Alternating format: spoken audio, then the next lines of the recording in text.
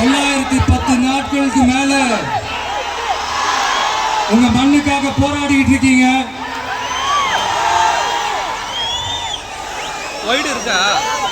உங்க போராட்டத்தை பத்தி ராகுல் ஒரு பையன், சின்ன பையன் பேசினதை நான் கேட்டேன். அந்த குழந்தையோட பேச்சு மனசு ஏதோ செஞ்சிருச்சு. உடனே உங்க எல்லாரையும் பார்க்கணும்னு தோணுச்சு, உங்க எல்லாரையும் கூட பேசி ஆகணும்னு தோணுச்சு. உங்க எல்லாரும் கூட நான் நிப்பேன், நீ தொடர்ந்து நிப்பேன் சொல்லணும்னு தோணுச்சு.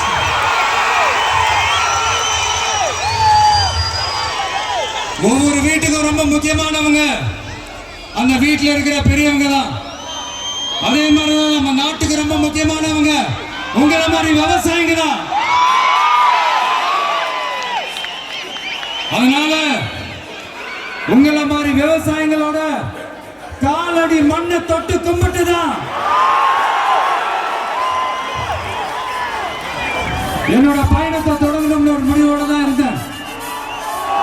அதுக்கு சரியான இடம் இதுதான் எனக்கு தோணுச்சு.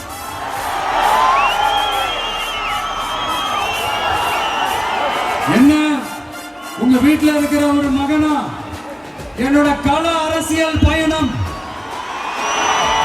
உங்களோட ஆசீர்வாதத்தோட இங்கிருந்து தான் தொடங்குது. நம்மளுடைய முதல் மாநில மாநாட்டில் நம்ம கட்சியினுடைய கொள்கையை பத்தி நான் எடுத்து சொன்னேன். அதுல ஒண்ணுதான் இயற்கை வள பாதுகாப்பு. சூழலியல் மற்றும் காலநிலை நெருக்கடியை எதிர்கொள்ளக்கூடிய இயற்கைக்கு ஊறு விளைவிக்காத பகுதிசார் மாநில வளர்ச்சி பரவலாக்கம். இதான் நாம் அறிவிச்ச அந்த கொள்கை. இதான் நான் இங்க சொல்றதுக்கு காரணம் ஓட்டு அரசியலுக்காக இல்ல.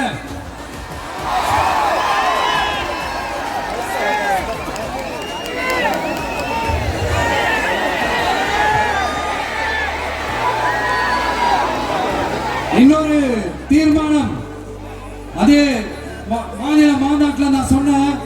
அது விவசாய நிலங்கள் பாதுகாப்பு கொள்கை தீர்மானம். அதுல காஞ்சிபுரம் மாவட்டம் பரந்தூரில் 1000க்கும் மேற்பட்ட ஏக்கர் பரப்பளவில் 13 நீர்நிலைகளை அடிச்சு சென்னை நிரந்தரமாக வெள்ளக்காடாக்கும் திட்டத்தை ஒன்றிய மாநில அரசுகள் கைவிட வேண்டும் வலியுறுத்தின. அது மட்டுமில்லாம இந்த மண்ணுக்காகவும் மக்களுக்காகவும்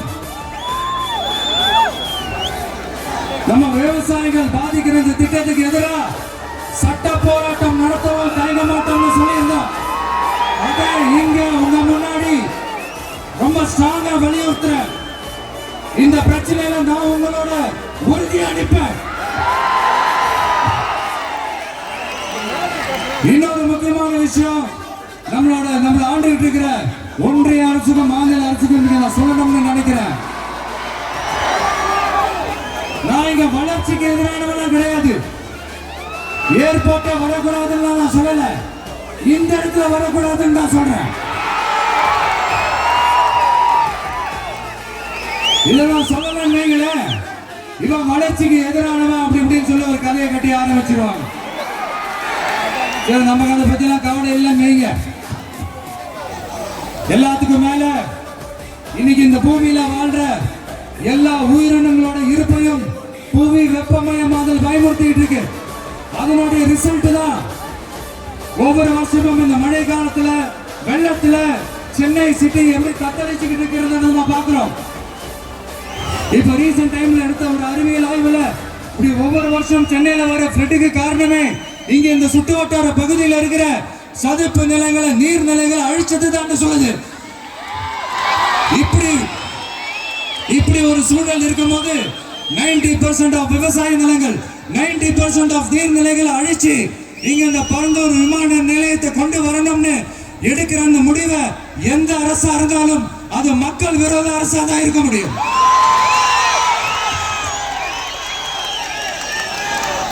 இப்ப சமீபத்துல நம்ம அரிட்டாப்பட்டி பகுதியில அந்த டங்ஸ்டன் சுரங்கம் அமைக்கிறதை எதிர்த்து தமிழ்நாடு அரசு ஒரு தீர்மானம் ஒன்று கொண்டு வந்தாங்க.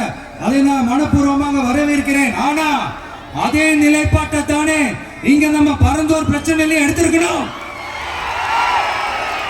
எடுக்கணும்.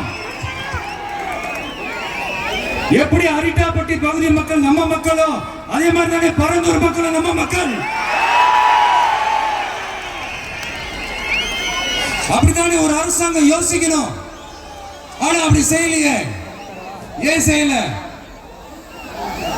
ஏன்னா இந்த விமான நிலையத்தையும் தாண்டி இந்த திட்டத்தில் அவங்களுக்கு ஏதோ ஒரு லாபம் இருக்குது.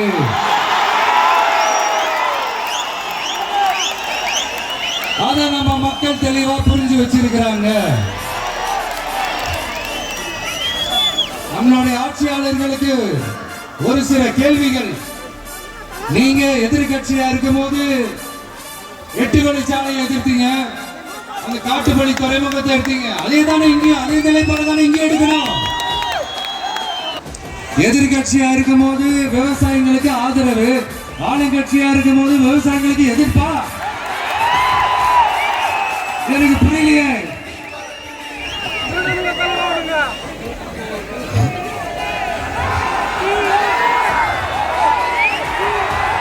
அதனால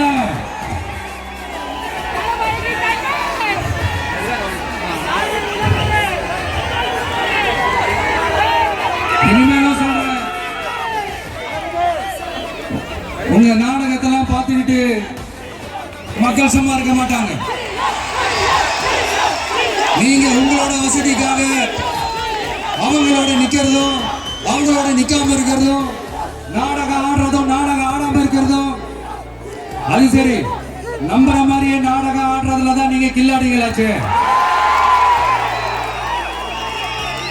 அதே மீறி நம்ம விவசாயிகள் உங்க போராட்டத்துக்கு எதிராக போராடினாங்கன்னா பிரச்சனை தான். அதனால இனிமேல் உங்க நாடகத்தை பார்த்துக்கிட்டு மக்கள் சும்மா இருக்க மாட்டாங்க. உங்களோட இந்த விமான நிலையத்துக்காக நீங்க ஆய்வு செஞ்ச இடத்தை மறு ஆய்வு செய்யணும்னு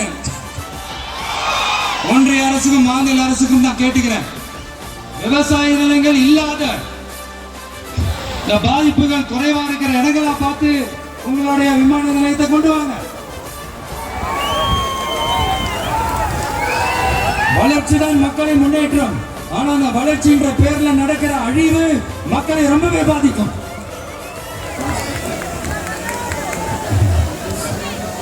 நீங்க எல்லாரும் உங்களுடைய ஊர் கிராம தேவதைகளான கொல்லமட்டால் அம்மன் மேலையும் எல்லை அம்மன் மேலையும் ரொம்பவே நம்பிக்கை வச்சிருக்கீங்கன்றது எனக்கு தெரிஞ்சது. அந்த நம்பிக்கையை இழந்துடாதீங்க. உங்களுக்காகவும் உங்க ஊருக்காகவும் இனி உங்க வீட்டு பிள்ளையான நானும் தமிழக வெற்றி கழகத்தோட தோழர்களும் சட்டத்துக்கு முற்பட்டு எல்லா வழிகளிலும் உங்களோட உறுதி அளிப்பேன். உங்களோட ஊருக்குள்ள ஏகனாபுரம் ஊருக்குள்ள வந்து அந்த திடல்ல தான் உங்க எல்லாரையும் மீட் பண்ணணும்னு நினைச்சேன். ஆனா எனக்கு பர்மிஷன் கிடைக்கல. இங்கதான் பர்மிஷன் கொடுத்தாங்க. நான் ஏன் ஊருக்குள்ள வரணும் தடைன்னு எனக்கு தெரியல. இப்படிதான் கொஞ்ச நாளைக்கு முன்னாடி நம்ம புள்ளிங்க ஒரு நோட்டீஸ் கொடுத்ததுக்கு தடை விதிச்சாங்க. ஒரு துண்டு சீட்டு நம்ம பிள்ளைங்க கொடுத்ததுக்கு. அது ஏன்னு எனக்கு புரியல.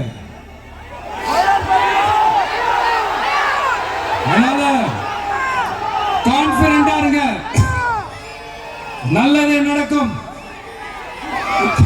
வெற்றி நிச்சயம். மீண்டும் சந்திக்கும் வரை நன்றி, வணக்கம்.